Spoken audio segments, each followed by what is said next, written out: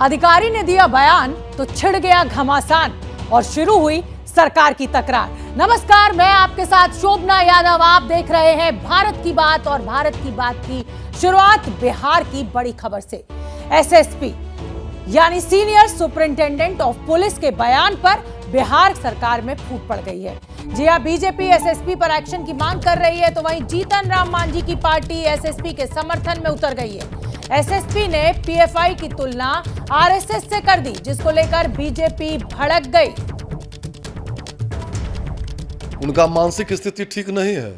RSS एक राष्ट्रवादी संगठन है जो देश प्रेम सिखाती है, देश पर मर मिटने की जज्बा पैदा करती है लोगों में। एक राष्ट्रवादी संगठन की तुलना उन्होंने आतंकवादी संगठन से की है, जो सर तन से जुदा करने की बात करता है, जो गजवा हिंद की बात करता है, जो जिहाद की बात करता है, जो उसके मन मस्तिष्क को नहीं मानता है, उसको जीने का अधिकार नहीं है। इसलिए ऐसे पदाधिकारी को पद पर रहने का कोई अधिकार नहीं है। देखिए, पटना एसएसपी पर जिस तरीके से भारतीय जनता पार्टी के नेता लगातार आरोप लगा रहे हैं, वो कहीं से ठीक नहीं है। उन्होंने सिर्फ ये कहा है कि जिस तरीके से संघ सुबह सुबह शाखा लगाता है, वैसे ये लोग भी शाखा लगाते हैं। तो इसका मतलब ये नहीं है कि उन्होंने संघ को आतंकवादी संगठन बता दिया। रही बात देश को इस्लामिक स्टेट बनाने की, तो अगर किसी मुस्लिम नाम के व्यक्ति ने इस तरह की कार्रवाई करी है, तो आप उनके ऊपर में कार्रवाई कर रहे हैं कि भाई भारत को इस्लामिक स्टेट बनाने की साजिश रची जा रही थी। और जो नेता खुलेआम ये कहते हैं कि भारत को हिंदू राष्ट्र बनाया जाएगा, आप उस पर खामोश बैठे हैं। अगर इस्लामिक स्टेट बनाने की बात करना गुनाह है, तो भारत को हिंदू राष्ट्र बनाने की बात करना भी गुनाह है। भारत के संघीय ढांचे पर यह चोट है। नीतीश कुमार की पार्टी जेडीयू बिहार पुलिस की तारीफ करते हुए कह रही है कि बेवजह इस पूरे मामले को तूल दिया जा रहा है। एसएसपी महोदय से बात करने के बाद जो ज्ञात हुआ है वो यही है कि जो भी आरोपी अभियुक्त पकड़े गए हैं, उनके फर्द बयान, उनके कन्फेशन के आधार पर ही एसएसपी ने मीडिया को ब्रीफ किया है। कोई भी चीज इसमें व्यक्तिगत नहीं है। तो हमें नहीं लगता है कि इस पूरे मामले को किसी दूसरे एंगल से तूल देने की आवश्यकता है। महत्वपूर्ण विषय यही है कि बिहार की पुलिस ने साजिशकर्ताओं को पकड़ा है। अगर किसी ने गड़बड़ी की है तो वह शिकंजे में आया है और आने वाले समय में उस पर कड़ी कार्रवाई भी होगी। दरअसल पटना के एसएसपी मानवजीत सिंह ढिल्लों ने पटना से 2 संदिग्ध आतंकियों की गिरफ्तारी के बाद प्रेस कॉन्फ्रेंस की थी और उसी दौरान उन्होंने ऐसा कुछ कह दिया जिस पर बड़ा राजनीतिक बवाल खड़ा हो गया। आपको सुनवा देते हैं कि एसएसपी साहब ने आखिर कहा क्या था। अभी तो अनुसंधान बिल्कुल प्रारंभिक स्टेजेस पर है। जो पता चला है कि ऑर्गेनाइजेशन बेसिकली मोबिलाइज़ करती थी, मस्जिद में और मदरसा में यूथ्स को मोबिलाइज़ करते थे और कठोरता की तरफ, जिसको हम अंग्रेज़ी में रेडिकलाइजेशन बोलते हैं, उसके लिए ये लगातार कार्यशील थे। इसका जो मॉडस था कि ये लोग जैसे शाखा होती है, आरएसएस अपनी शाखा ऑर्गेनाइज़ करते हैं और लाठी की ट्रेनिंग देते हैं, उसी तरह से ये लोग शारीरिक प्रशिक्षण, फिजिकल एजुकेशन के नाम से लोग अपने यूथ्स को बुला के और उनको प्रशिक्षण दे रहे थे। और उसी के साथ ही जो अपना एजेंडा है और प्रोपेगेंडा है, उनके माध्यम से यूथ्स को ब्रेन वॉश करने का काम कर। जनसंख्या पर छिड़ी नई बहस में आरएसएस प्रमुख मोहन भागवत भी उतर आए हैं। भागवत ने जनसंख्या को लेकर जंगल के कानून और इंसानियत में फर्क समझाया, तो ओवैसी के तेवर इस मुद्दे पर और भी तीखे हो गए। सुनिए आप। Survival, even animals survive. मनुष्य के पास अगर बुद्धि नहीं होती तो man is the weakest animal of the earth. केवल खाना पीना, प्रजा बढ़ाना, ये तो पशु भी करते हैं ना। जो ताकतवर है वो जी लेगा। Is the law of the jungle. Human is to use your own faculties to make the world survive, to make the world grow. देश की जनसंख्या पर संघ प्रमुख मोहन भागवत के इस ताजा बयान से सियासी पारा और ऊपर चढ़ गया है, क्योंकि भागवत के इस बयान का जवाब एआईएमआईएम प्रमुख असदुद्दीन ओवैसी की ओर से आया है, जो पहले से ही इस मुद्दे पर आक्रामक है। केवल खाना पीना, प्रजा बढ़ाना, ये तो पशु भी करते हैं ना। जो ताकतवर है वो जी लेगा। Is the law of the jungle, survival of the fittest, applicable to animals, not to humans. जो औलाद इंसान को होती है उसको जानवरों से मिला दे रहे हैं, ये क्या बात है? क्या ये बात सच नहीं है मोहन भागवत साहब कि भारत का टीएफआर रेट गिरा है जिसका पूरा सपोर्ट आप करते हैं, आपका ऑर्गेनाइजेशन करता है, उन्होंने सुप्रीम कोर्ट में जवाब दाखिल किया कि भारत में 2 चाइल्ड नॉर्म की ज़रूरत नहीं है। पॉपुलेशन के बारे में बार बार आप बात करके एक समुदाय के खिलाफ नफरत आप पैदा करते हैं। ये बहस, विवाद और बयानबाजी इसलिए भी तेज हो रही है क्योंकि देश में तेजी से बढ़ती जनसंख्या एक बड़ा मुद्दा बनती जा रही है। संयुक्त राष्ट्र संघ की एक रिपोर्ट पर गौर करें तो 2023 तक भारत दुनिया का सबसे आबादी वाला देश हो जाएगा। फिलहाल चीन दुनिया में सबसे ज़्यादा जनसंख्या वाला देश है और अगले साल तक भारत चीन को पीछे छोड़ देगा, जो एक बड़ी चिंता का विषय है। श्रीलंका के भगोड़े राष्ट्रपति गोटाबाया राजपक्षे सिंगापुर पहुंच चुके हैं, तो वहीं दूसरी तरफ श्रीलंका की जो जनता है वो गुस्से में है और कोलंबो में तो संसद के बाहर सेना को टैंक की तैनाती तक करनी पड़ी है। ग्राउंड जीरो से हमारी एक्सक्लूसिव रिपोर्ट देखिए।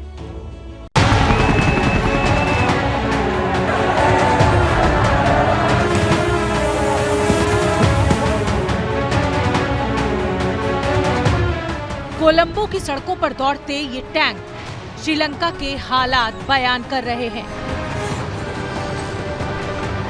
बख्तरबंद गाड़ियों में श्रीलंका सेना के जवान आगे बढ़ रहे हैं। तस्वीरें कोलंबो में स्थित संसद भवन के सामने की हैं।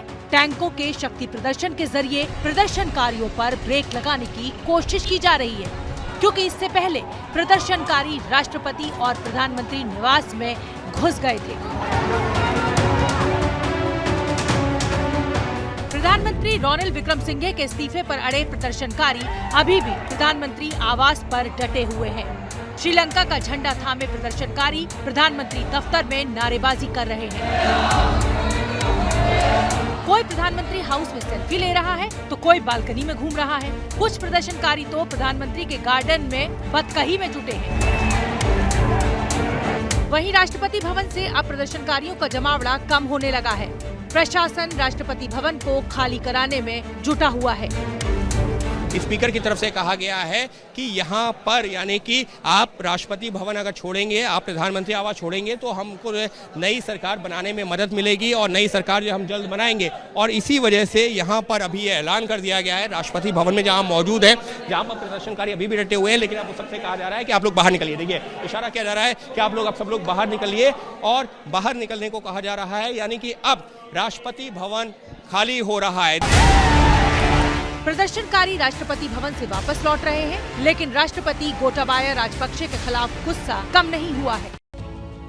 तो राष्ट्रपति भवन से प्रदर्शनकारी हट गए श्रीलंका में, लेकिन उधर बड़ी दिलचस्प तस्वीरें मिल रही हैं और तस्वीरें गोटाबाया राजपक्षे की हैं।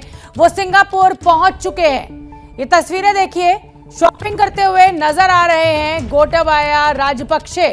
जल्दी जल्दी में जब भागे होंगे तो शायद कपड़े साथ नहीं ले गए होंगे, तो इसलिए सिंगापुर पहुंचते ही सबसे पहले कपड़े खरीदते हुए दिखाई दे रहे हैं श्रीलंका के राष्ट्रपति गोटाबाया राजपक्षे। ये तस्वीर हम आपको दिखा रहे हैं इस समय, और श्रीलंका में आप देख ही रहे हैं कि हालात क्या हैं। और राष्ट्रपति गोटाबाया राजपक्षे इसी कलेश और कलह के बीच सिंगापुर पहुंच चुके हैं। इस समय एक बड़ी खबर आ रही है उत्तर प्रदेश के बरेली से। ये बड़ी खबर, सावन महीने के पहले दिन बरेली में मीट की दुकान बंद कराने को लेकर भारी बवाल हुआ है। मीट की दुकान बंद कराने पहुंची नगर निगम की टीम और बीजेपी नेता पर हमला हुआ है। इस घटना के बाद हिंदू संगठनों ने विरोध प्रदर्शन किया और रोड पर जाम लगाया। योगी सरकार ने सावन में कांवड़ यात्रा वाले रास्ते में मीट की दुकानें न खोलने का आदेश दिया था, और आज जब नगर निगम की टीम इन मीट की दुकानों को बंद कराने पहुंची तो जमकर बवाल हुआ। बीजेपी नेता पर हमला बोला गया। और आप जानते ही हैं कि आज से सावन का महीना शुरू हो गया है। देश भर के मंदिरों में सुबह से ही शिव भक्तों का तांता लगा रहा। ज्योतिर्लिंग बाबा विश्वनाथ, बैद्यनाथ और महाकालेश्वर में बड़ी संख्या में बाबा के भक्त दर्शन करने पहुंचे। वाराणसी में बाबा विश्वनाथ के दर पर शिव भक्तों ने जल चढ़ाया। काशी के घाटों में भी सावन की रौनक खूब देखने को मिली। देवघर में भी सावन के पहले दिन बम बम भोले के नारों से गूंज उठा। उज्जैन की अगर बात करें तो महाकाल की भस्म आरती से सावन के महीने की शुरुआत हुई। उत्तराखंड के हरिद्वार में सावन के मौके पर भारी संख्या में श्रद्धालु डुबकी लगाने पहुंचे।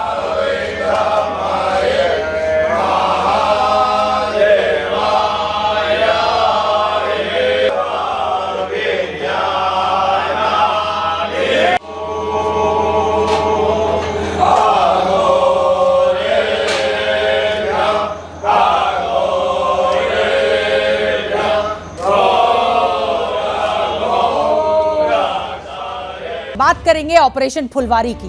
पटना के फुलवारी शरीफ मोहल्ले से पुलिस ने 2 संदिग्ध आतंकवादियों के गिरफ्तार होने का दावा किया है। दावा यह है कि लोग यहां हिंसक ट्रेनिंग दिया करते थे। पुलिस ने गिरफ्तारी को लेकर जो एफआईआर दर्ज की है उसके मुताबिक इनके ग्रुप की मंशा 2047 तक भारत को इस्लामिक राष्ट्र बनाने की थी। आपके टीवी स्क्रीन पर ये वही अहमद पैलेस है जो जांच एजेंसियों के निशाने पर है। यहीं से पटना पुलिस ने 2 संदिग्ध आतंकियों को गिरफ्तार किया। इनमें से एक मोहम्मद जलालुद्दीन है जो झारखंड पुलिस का रिटायर्ड सब इंस्पेक्टर है, जबकि दूसरे का नाम अतहर परवेज है जो सिमी का सदस्य रह चुका है। मकान से संदिग्ध पोस्टर, बैनर, दस्तावेज, पीएफआई का डॉक्यूमेंट्स इत्यादि सामान वगैरह जब्त किया गया। 2 मोबाइल फोन भी जब्त किए गए हैं। इन सभी की भी छानबीन की जा रही है। प्रथम दृष्टया इसको देश विरोधी और 2 कम्युनिटी के बीच में वैमनस्यता फैलाने के उद्देश्य से जो होता है उसको मानते हुए एक प्राथमिकी दर्ज की है। पुलिस के मुताबिक ये दोनों विवादित संगठन पीएफआई से जुड़े हुए हैं। पुलिस को पटना के फुलवारी इलाके के इस घर से आपत्तिजनक दस्तावेजों के साथ पीएफआई के झंडे और पर्चे भी मिले। उनके घर पे जब छापेमारी पुलिस ने की है तो वहाँ से पीएफआई, एसडीपीआई का झंडा, पैम्पलेट, पुलिस को और भी अन्य जो दस्तावेज हैं वो बरामद हुए हैं। उनके घर से कई चीजें मिली जिसमें पीएफआई का पैम्पलेट, पीएफआई का बैनर, पोस्टर था। आप देखिए यहाँ पे एसडीपीआई, पीएफआई से इनका जुड़ाव है, ये सब बताया जा रहा है। अंदर और भी अन्य दस्तावेज हैं जो मिले हैं वो हम आपको दिखा रहे हैं। पुलिस ने सबको जब्त कर लिया। ये देखिए कुछ और भी जो दस्तावेज हैं यहाँ पे वो दिखाए जा रहे हैं। कई आपत्तिजनक दस्तावेज भी इसमें यहाँ पे है। आप देखिए यहाँ पे ये भी आपको दिखेगा एक आई कार्ड एसडीपी का, आपको एसडीपीआई का नजर यहाँ पे आ रहा है। तो पीएफआई या एसडीपीआई का बैनर, पोस्टर सब यहाँ पर जो है देखने को आपको मिल रहा है। प्रधानमंत्री का दौरा था, इसलिए खुफिया एजेंसियां चौकन्नी थी और इनपुट इंटरसेप्ट करने के बाद पुलिस को सूचना दी गई। अब पुलिस और एजेंसियां इस जानकारी को जुटाने में लगी हैं कि मोदी के 12 जुलाई के दौरे कहीं इनके निशाने पर तो नहीं थे। पटना पुलिस को खुफिया जानकारी मिली थी कि फुलवारी शरीफ के घर से देश विरोधी गतिविधियां चल रही हैं। आईबी इनपुट के बाद पटना पुलिस अलर्ट हुई, तब जाकर उसको ठिकाने की जानकारी मिली। पीएम के पटना आने से ठीक एक दिन पहले 11 जुलाई को पुलिस ने छापेमारी कर 2 लोगों को गिरफ्तार किया। असल में इनके पास से जो दस्तावेज बरामद हुए उनमें देश विरोधी बातों से लेकर हिंदूवादी नेताओं की जानकारियां जुटाने की बातें लिखी हुई हैं। अंग्रेजी में लिखा ये वही दस्तावेज है जो उनके घर से पुलिस ने बरामद किया। बरामद दस्तावेज में 2047 तक भारत को इस्लामिक राष्ट्र बनाने का जिक्र है। 7 पन्नों का ये दस्तावेज अंग्रेजी में है जिस पर नॉट फॉर सर्कुलेशन लिखा हुआ है। दस्तावेज के पेज नंबर 3 और 7 पर हिंदुओं के खिलाफ जहर उगला गया है। हिंदू नेताओं, आरएसएस से जुड़े लोगों की जानकारियां जमा करने का जिक्र है। पुलिस ने जो एफआईआर दर्ज की है उसके मुताबिक जिस बिल्डिंग से इन दोनों की गिरफ्तारी हुई है उसी बिल्डिंग में 6 और 7 जुलाई को ट्रेनिंग दिया गया था। शक है कि ये लोग युवाओं का ब्रेन वॉश करते थे और शारीरिक शिक्षा एवं मार्शल आर्ट के नाम पर उनको हथियार चलाने की ट्रेनिंग देते थे। शक ये भी है कि यह लोग बड़ी आतंकी घटना को अंजाम देने की फिराक में थे। बताया जा रहा है कि जिस घर में इनकी गिरफ्तारी हुई वो घर गिरफ्तार पूर्व सब इंस्पेक्टर मोहम्मद जलालुद्दीन का है और कागजी तौर पर दूसरे गिरफ्तार आरोपी अहमद परवेज ने घर की दूसरी मंजिल को किराए पर ले रखा था। इसी घर की दूसरी मंजिल पर 6 और 7 जुलाई को ट्रेनिंग दी गई जिसमें बाहर से आई कई संदिग्ध लोग शामिल हुए। हमारा मानना है कि लोगों को रेडिकलाइज करना चाहते थे और जो भी समाज के गुमराह लोग हैं या समाज के अशिक्षित बच्चे हैं या समाज के कम पढ़े लिखे बच्चे हैं या गरीब बच्चे हैं उनको उनका ब्रेन वॉश करके उनको रेडिकलाइज करके और इंडिया विजन 2047 जो मिला है वो बहुत ही ऑब्जेक्शनेबल है, किसी विशेष समुदाय के अगेंस्ट में है। पुलिस एफआईआर के मुताबिक गिरफ्तार आरोपी अतहर ने खुलासा किया है कि पीएफआई के कहने पर सिमी के पूर्व सदस्यों को वो गुप्त संगठन से जोड़ रहा था जिसका उद्देश्य मुसलमानों पर हो रहे कथित अत्याचार का बदला लेना और इस्लाम पर टिप्पणी करने वालों को निशाना बनाकर हमला करना था।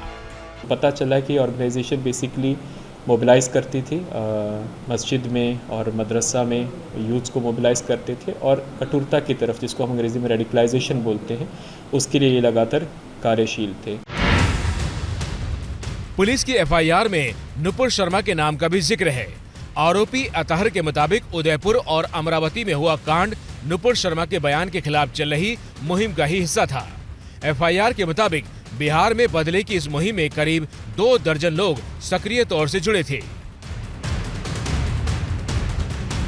एफआईआर में 26 सक्रिय लोगों के नामों का जिक्र है, जिनमें से पटना के रहने वाले 10 लोग हैं, दरभंगा मधुबनी के 3, कटिहार के 2, नालंदा, पूर्वी चंपारण, सारण, मुजफ्फरपुर, अररिया और वैशाली के 1 लोग हैं। एक शख्स कर्नाटक का है, जबकि मोहम्मद रसलान के जिला का जिक्र नहीं है। पुलिस एफआईआर के मुताबिक ये वो लोग हैं जो फुलवारी शरीफ की इस बिल्डिंग में आकर हिंसा की ट्रेनिंग देते और समुदाय विशेष के खिलाफ भड़काने का काम करते। इनमें से ज्यादातर लोगों का कनेक्शन पीएफआई के संगठन एसडीपीआई से भी बताया गया है। मतलब ये कि साजिश के तार काफी लंबे हैं। इस मामले में उस पीएफआई का नाम सामने आ रहा है सीधे तौर पर, जो हाल के दिनों में अपने कारनामों के लिए विवादों में रहा है। कानपुर हिंसा और रामनवमी के दौरान देश में हुए अलग अलग हिंसों में भी इस संगठन का नाम जुड़ा था। हालांकि पीएफआई पटना के इस टेरर कनेक्शन के आरोपों को खारिज करते हुए पटना पुलिस के दावों को हास्यास्पद बता रहा है। अब वक्त हो गया है भारत की बात में स्पेशल सेगमेंट का। मॉनसून पूरे हिंदुस्तान में दस्तक दे चुका है, लेकिन गुजरात से लेकर महाराष्ट्र तक बारिश से ऐसा हाहाकार मचा है कि बड़े बड़े शहर टापू की शक्ल में तब्दील हो चुके हैं। उन्हें गुमान था कि वो हिंदुस्तान के पहले चंद स्मार्ट शहर बनने की रेस में शामिल हो चुके हैं, लेकिन वो शहर तो पहली खेप की बारिश में ही डूब चुके हैं। सिर्फ सड़कें नहीं डूबी, डूबा दिख रहा है पूरा सिस्टम। सिर्फ ट्रैफिक नहीं रुका है, एक शहर रुक गया है। वो शहर रुककर अपने रहनुमाओं से पूछ रहा है कि आपने क्या तैयारी की थी? आप तो हमें स्मार्ट शहर बनाने चले थे। अरे स्मार्ट छोड़िए, हमें कम से कम शहर तो रहने देते।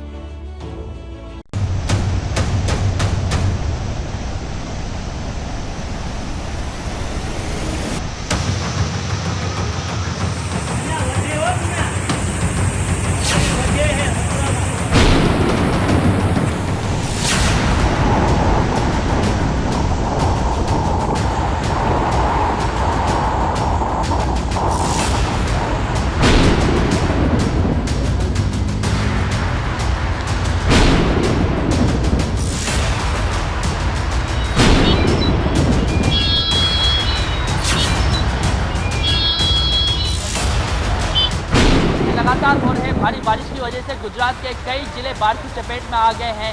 जिन जिलों में बाढ़ ने अपने सबसे ज्यादा प्रभाव छोड़ा है, उन जिलों में नवसारी, वलसाड़ और डांग जिले शामिल हैं।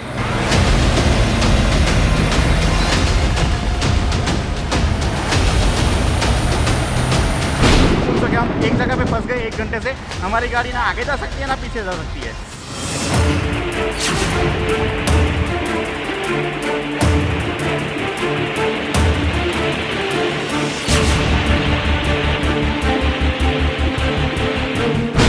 तस्वीरें हम आपको अहमदाबाद मुंबई नेशनल हाईवे की बता रहे हैं। ये नेशनल हाईवे की तस्वीरें हैं। देखिए कि हाईवे पर भी इस वक्त जो है घुटनों तक का पानी है।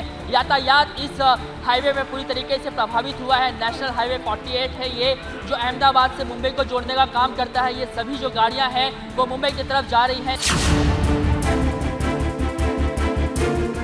मैं इस वक्त मौजूद हूँ अहमदाबाद मुंबई हाईवे के ठीक नीचे। आप देखिए कि जहाँ तक आपकी नज़र जाएगी, नेशनल हाईवे पे ट्रैफिक लगा हुआ है। एहतियात के तौर पे जो वलसाड़ की तरफ जाने वाला रास्ता है उसे बंद कर दिया गया है।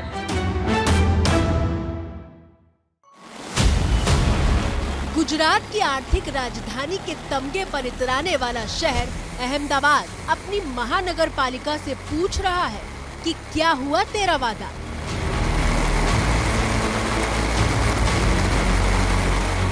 लाखों रुपयों का नुकसान हुआ है। हर साल कॉरपोरेशन बड़े बड़े वादे करती है, काम एक्चुअली कुछ नहीं होता है। साफ सफाई और स्मार्ट सिटी की दौड़ में आगे रहने वाले इंदौर में बारिश के एक दौर ने पूरे सिस्टम की पोल खोल दी है।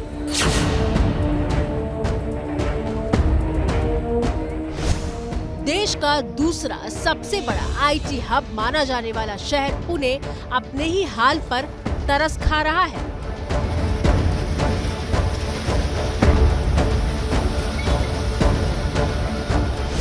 और स्मार्ट सिटी की दौड़ में शामिल ये वो सूरत शहर है जिसके हर हिस्से पर बारिश के दाग दिख रहे हैं।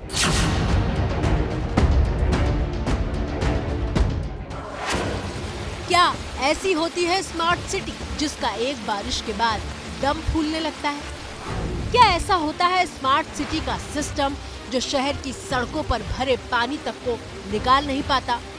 क्या ऐसी होती है उनकी व्यवस्था कि आम जनता के घर के भीतर बारिश और नाले का गंदा पानी तैर रहा होता है? स्मार्ट सिटी की परिभाषा क्या है और हमारे देश के शहर उस परिभाषा में कितने फिट बैठते हैं और बैठते हैं भी या नहीं? ऐसे हर सवाल का जवाब आज हम अपने शो भारत की बात में ढूंढेंगे, लेकिन उससे पहले कुछ तस्वीरें देखना जरूरी हो जाता है जो इस बात की गवाही दे रही हैं कि मॉनसून के पहले राउंड की बारिश के बाद ही हालात कितने खतरनाक हो चुके हैं। तस्वीरें पुणे से आई हैं। तेज लहरों के बीच एक शख्स फंसा हुआ है। नीचे की तरफ झुककर कुछ पकड़कर वो संतुलन बनाने की कोशिश कर रहा है ताकि लहरें उसे बहा कर न ले जाएं। ये शख्स जहां फंसा है उसके ठीक बगल में एक हैंडपंप दिखाई दे रहा है।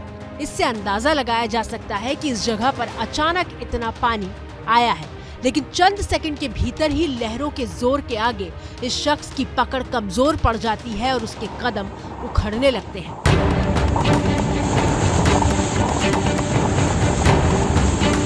वो शख्स लहरों के साथ बहता हुआ दिखाई देता है।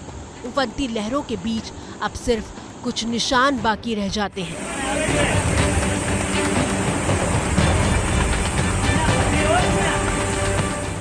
दिल दहला देने वाली इस घटना के गवाह बनकर कुछ लोग दूसरे किनारे पर मौजूद थे, लेकिन कोई कुछ नहीं कर पाया।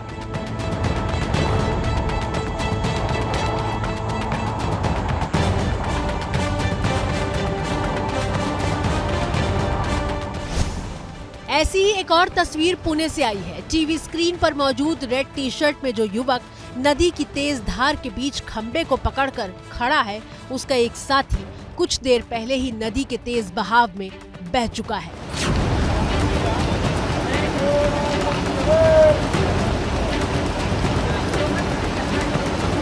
दमकल विभाग के कर्मचारी अब इस शख्स को बचाने की कोशिश में हैं। उफनती लहरों से लड़ना जान पर भारी साबित हो सकता है।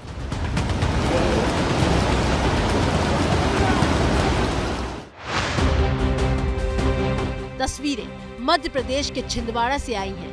इन तस्वीरों में एक युवक तेज बहाव के बीच एक किनारे से दूसरे किनारे पर जाने की कोशिश कर रहा है। वो दूसरे किनारे तक लड़खड़ाते कदमों के साथ पहुंच भी जाता है, लेकिन देखिए किनारे तक पहुंचते हुए अचानक उसका संतुलन बिगड़ता है और कुछ ही पलों के भीतर ये लहरें उसे अपने साथ बहा ले जाती हैं।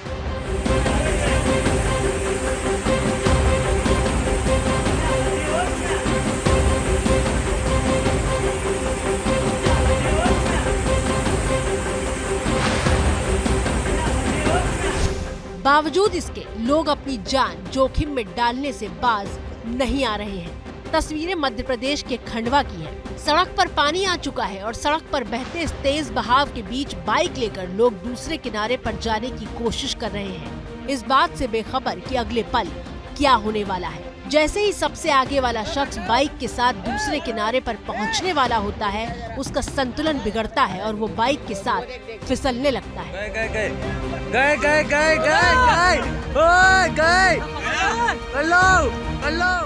देखा आपने, एक सेकंड भी नहीं लगा और वो शख्स तेज बहाव में बह गया। इसके बाद दूसरे किनारे पर खड़े लोग सबसे पीछे मौजूद बुजुर्ग को पीछे आने की सलाह देने लगते हैं।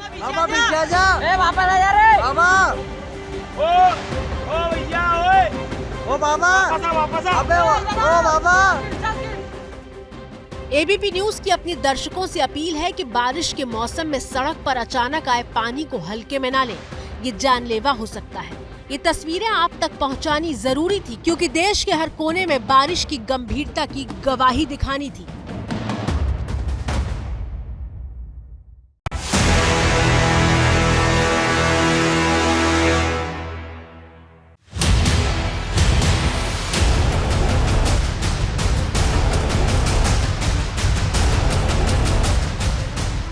जो तस्वीरें आपने अब तक अपनी टीवी स्क्रीन पर देखी वो मध्य प्रदेश के छिंदवाड़ा और खंडवा जैसे इलाकों की थी, लेकिन अब आप मध्य प्रदेश के इंदौर की तस्वीर देखिए।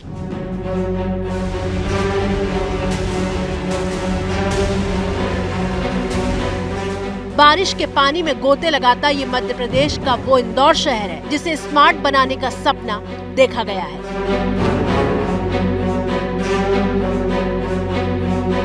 लेकिन बारिश के बाद इंदौर ना तो स्मार्ट दिख रहा है और ना ही सिटी। इंदौर की ये तस्वीरें तो उसके टापू बन जाने की मिसाल पेश कर रही हैं, जहां बीच सड़क पर गाड़ियां बहती हुई दिखाई दे रही हैं।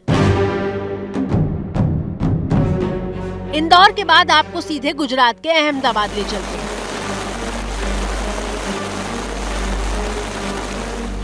रविवार को बारिश हुई थी तो सोमवार तक अहमदाबाद की सड़कों से पानी नहीं निकला था।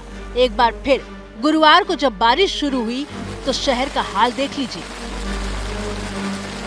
भारी बारिश होने के कारण अहमदाबाद के अनेक इलाके हैं जहां पर जल भराव हो चुका है।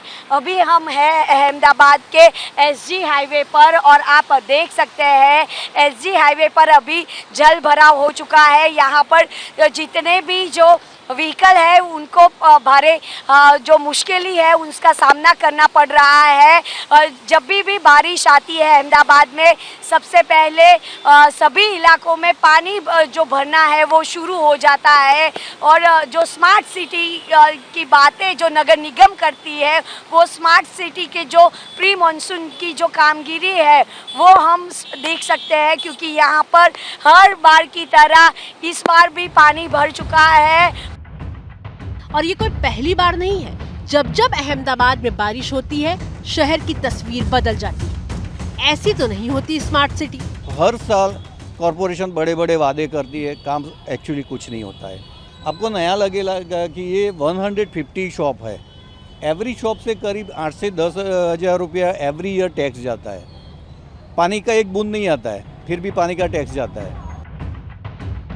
स्मार्ट सिटी का मतलब होता है जहां पानी, बिजली, साफ सफाई की उचित व्यवस्था के साथ लोगों को एक अच्छी जिंदगी मुहैया करवाई जा सके। घंटों तक जाम में फंसे रहने वाले लोगों को देखकर कौन कहेगा कि ये स्मार्ट सिटी में रहते हैं। शहर के भीतर क्या स्थिति है ये तो आपने देख लिया। अब आपको अहमदाबाद शहर से थोड़ा बाहर ले चलते हैं। टीवी स्क्रीन पर मुंबई अहमदाबाद हाईवे की तस्वीर है। आप ये तो देख पा रहे हैं कि लंबा जाम है, लेकिन ये नहीं देख पा रहे कि जाम 30 से 40 किलोमीटर लंबा है। तस्वीरें हम आपको अहमदाबाद मुंबई नेशनल हाईवे की बता रहे हैं। ये नेशनल हाईवे की तस्वीरें हैं। देखिए कि हाईवे पर भी इस वक्त जो है घुटनों तक का पानी है। यातायात इस हाईवे में पूरी तरीके से प्रभावित हुआ है। नेशनल हाईवे 48 है ये, जो अहमदाबाद से मुंबई को जोड़ने का काम करता है। ये सभी जो गाड़ियां हैं वो मुंबई की तरफ जा रही हैं, लेकिन देखिए जिस प्रकार से मूसलाधार बारिश हो रही है उस वजह से यातायात किस तरीके से प्रभावित हुआ। जरा सोचिए, नेशनल हाईवे पर 4 से 5 फीट तक पानी भरा हुआ है। अपने काम से जाया था पर पानी की वजह से मैं आगे बढ़ नहीं पा रहा हूँ। मेरे को यहीं से सूरत जाना पड़ेगा वापस। गाड़ी जा रही है और लोगों से अपील है कि बिना कोई काम के बाहर ना निकले, क्योंकि पानी बढ़ रहा है, नदी में पानी जा नहीं रहा है और यहीं पे फ्लो बढ़ रहा है और पानी बहुत बढ़ रहा है। गुजरात के कई जिलों में भारी बारिश हो रही है और सबसे बुरा हाल नवसारी जिले का है। तस्वीरें चिखली तालुका से गुजरने वाली कावेरी नदी की हैं, जो खतरे के निशान से 6 फीट ऊपर बह रही है और उसका नतीजा आपके सामने है। बारिश इतनी ज्यादा है कि गुजरात से मुंबई को जोड़ने वाले कई हाईवे बंद कर दिए गए हैं। गुजरात के नवसारी में जल प्रलय की परिस्थिति बनी हुई है, क्योंकि पूर्णा नदी में से बाढ़ आई है। पूर्णा नदी का पानी पूरे नवसारी शहर में आ गया है, तो इसमें से हाईवे भी प्रभावित होने से बाकी नहीं रहा है। ये जो तस्वीरें आप देख रहे हो, ये तस्वीर सूरत मुंबई हाईवे की तस्वीर है, जो नवसारी से सटा हुआ हाईवे है। वो हाईवे अभी प्रभावित हुआ है। आगे वलसाड़ से लेके नवसारी तक का हाईवे भी ब्लॉक करने की कलेक्टर ने सूचना दी है, यानी कि पूरा जो हाईवे है वो हाईवे ब्लॉक हो रखा है। जब स्मार्ट सिटी की रेस में शामिल अहमदाबाद, इंदौर, सूरत जैसे शहर बारिश से नहीं निपट पा रहे तो फिर नवसारी और वलसाड की बिसात ही क्या है। हाईवे पर जाम में गाड़ियां फंसी हुई हैं, ट्रकों की लंबी कतार लगी हुई है। हाईवे पर पूर्णा नदी का पानी भरा हुआ है, गाड़ी बंद हो चुकी है। लोग धक्का मारकर मंजिल तक पहुंचने की जद्दोजहद में जुटे हुए हैं। गुजरात में भारी बारिश की वजह से राज्य के 138 रास्ते बंद हैं। अकेले वलसाड जिले में 30 रास्ते बंद हैं। राजकोट में 18 रूट तो सूरत में 13 रास्तों पर आवाजाही बंद कर दी गई है। हालात ये हैं कि गुजरात के 45 गांवों में बिजली नहीं आ रही है। गांव तो गांव, शहरों का हाल भी उतना ही खराब है। मिसाल के तौर पर वडोदरा की तस्वीर देख लीजिए। इसका नाम भी स्मार्ट सिटी की लिस्ट में शामिल है। शहर को स्मार्ट बनाने के लिए फंड रिलीज भी हो चुका है, लेकिन वडोदरा में रहने वाले लोगों की दशा क्या है ये आप देख ही रहे हैं। सिर्फ गुजरात ही नहीं, महाराष्ट्र में भी बारिश मुसीबत बनकर आई है। पालघर जिले की रिपोर्ट दिखा रहे हैं एबीपी न्यूज संवाददाता ज्ञानेंद्र तिवारी। बारिश थम जाए तो राहत की बात है, लेकिन जब बारिश थमने के बाद भी राहत ना मिले तो इसे परेशानी ही कहेंगे। क्योंकि पालघर में देखिए इस वक्त मैं हूं और पालघर में लोगों के घर के सामने कैसे पानी भरा हुआ है। और यहां पर अगर आपको जाना है, इस घर में आपको जाना है तो आपको इस पानी से होकर गुजरना पड़ेगा। और वो देखिए, उनको अगर उधर जाना है, मेरे घुटने तक पानी है, तो देखो ये गली है क्या, रास्ता है क्या, ये रास्ता है। इस रास्ते में आप देखिए कैसे नाले की तरह जो है ये पूरा रास्ता हो गया है, नाले में तब्दील हो गया है। इसके साथ ही इधर मैं आता हूँ दीपेश, वहीं से आप ये देखिए, ये पानी देखिए कि कितना पानी है यहाँ। और इस पानी से होकर ही आपको मंदिर जाना पड़ेगा। यानी अगर आपको मंदिर गणेश जी के दर्शन करने जाना है तो आपको इस तरह से पानी से होकर जाना पड़ेगा। ये पूरे जो ट्रक हैं, ये जो, इसके अलावा बसेस भी हैं, बीच में बस भी खड़ी हैं, कुछ छोटी गाड़ियाँ भी हैं, वो सब फंसी हुई हैं। और कुछ गाड़ियों को इधर से जा रही हैं। लेकिन उसके बाद भी गुजरात पुलिस जो है, वो गुजरात पुलिस कम से कम 40 से 50 किलोमीटर की दूरी के पहले ही गाड़ियों को रोक दिया जा रहा है। क्योंकि अगर गाड़ियां इधर बढ़ेंगी तो फिर दोनों सड़कों में गाड़ी अगर बढ़ती है तो आप ये समझ जाइए कि दोनों ही सड़क जाम हो जाएगी। अब इधर से भी गाड़ी, जिस तरफ हम जा रहे हैं, इधर से भी गाड़ियों का आना जाना दिखाई नहीं दे रहा है। और ये तमाम लोग जो हैं ये खड़े हैं और गाड़ियों का जाम दिखाने का मकसद केवल मेरा ये है कि ये कब से जाम लगा हुआ है ये आप देख सकते हैं और कितना लंबा जाम है। दीपेश दिखाते जाइए जरा कैमरा उठाकर, ताकि हम लॉन्ग शॉट भी ले सकें। कैमरा निकाल कर आप अगर बाहर निकल कर कोशिश करिए कि बाहर देखिए आप, वहाँ पर भी बहुत लंबा जाम है और ये जाम खत्म होने का नाम नहीं ले रहा है। तो भारत की बात में आगे बढ़ेंगे और इस समय की बड़ी खबर आ रही है। और बड़ी खबर आपको बता दें कि अजमेर में भड़काऊ भाषण देने के आरोपी गौहर चिश्ती को हैदराबाद से गिरफ्तार किया गया है। अजमेर में भड़काऊ भाषण दिया था गौहर चिश्ती ने, उसको हैदराबाद से गिरफ्तार कर लिया गया है। गौहर चिश्ती पर आरोप है कि 17 जून को उसने अजमेर दरगाह के बाहर भड़काऊ नारे लगाए। सूत्रों के हवाले से खबर हमें यह भी मिल रही है कि उस दिन भड़काऊ नारेबाजी के बाद गौहर अजमेर से उदयपुर गया था और कन्हैया लाल के हत्या के आरोपियों से मुलाकात की थी। मनीष शर्मा ज्यादा जानकारी लिए हुए जुड़ रहे हैं। मनीष, क्या जानकारी? जी शोभना, जैसा आपने बताया, जानकार सूत्रों के मुताबिक हैदराबाद से इसको गिरफ्तार किया गया है। गौहर चिश्ती ने बेहद भड़काऊ भाषण, जैसा आपने भी बताया, 17 जून को ख्वाजा साहब की दरगाह के बाहर दिया था और उसके बाद 17 तारीख को ही उसके उदयपुर जाने की सूचना है और वहां रियाज अत्कारी और मोहम्मद गौर से मिला था। अजमेर पुलिस कल सुबह पूरे मामले का खुलासा कर सकती है, लेकिन ये बात तय है कि वह और अजमेर पुलिस उसके तमाम कनेक्शंस को पता लगाने में पूछताछ में जुटी हुई है और उसके बाद NIA और तमाम एजेंसियां जो है वो उससे पूछताछ करेंगी, क्योंकि ये पूरा मामला कन्हैया लाल की जघन्य हत्या से जुड़ा हुआ है। तो ऐसे में एक बड़ी सफलता अजमेर पुलिस को गौहर चिश्ती की गिरफ्तारी। जी शोभना, बहुत बहुत धन्यवाद मनीष इस पूरी जानकारी के लिए। तो गौहर चिश्ती हैदराबाद से गिरफ्तार हुआ। गौहर चिश्ती वही शख्स जिसने अजमेर शरीफ के सामने नारेबाजी की थी। बारिश तो पहले भी होती थी, अभी भी हो रही है। माना कि कुछ घंटों के भीतर कई दिन के बादल बरसने लगे हैं, लेकिन क्या हम बदलते मौसम से कोई सीख ले रहे हैं? क्या हम अपनी तैयारी कर रहे हैं ताकि अपने शहरों को डूबने से बचा सकें? जवाब दें वो लोग जिन पर डूबे हुए शहरों को बचाने की जिम्मेदारी है। और इस समय एक और बड़ी खबर आ रही है, वो आपको बता दें, देश में मंकी पॉक्स का पहला केस रिपोर्ट हो गया है। केरल में पहला केस मिला है। 12 जुलाई को संयुक्त अरब अमीरात से आया था ये शख्स। प्रशासन ने इसके कॉन्टैक्ट को ट्रेस कर लिया है और सभी पर नजर रखी जा रही है। मंकी पॉक्स अभी तक यूरोपियन कंट्रीज में फैला हुआ था, यानी यूरोप के देशों में। यूएई से लौटे शख्स में अब मंकी पॉक्स के सिम्टम्स मिले हैं। तो फिलहाल भारत की बात में मुझे दीजिए इजाजत, कल फिर होगी मुलाकात। तब तक के लिए नमस्कार। एबीपी न्यूज आपको रखे आगे।